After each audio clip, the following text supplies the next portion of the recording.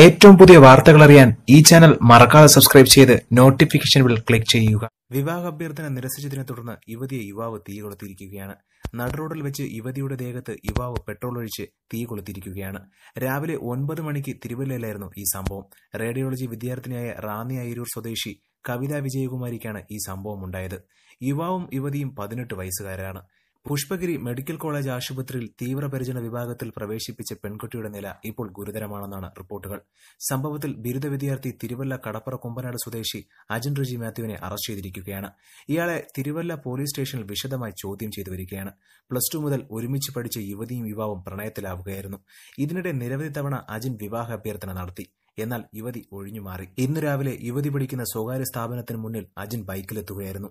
തുടർന്ന് കയ്യിൽ കരുതിയ പെട്രോൾ യുവതിയുടെ ദേഹത്തൊഴിച്ച് ഇയാൾ തീ കൊളുത്തുകയായിരുന്നു. സംഭവം കണ്ട നാട്ടുകാരാണ് വെള്ളമൊഴിച്ച് തീകെടുത്ത് യുവതിയെ പുഷ്പഗിരി മെഡിക്കൽ കോളേജ് ആശുപത്രിയിൽ എത്തിച്ചത്.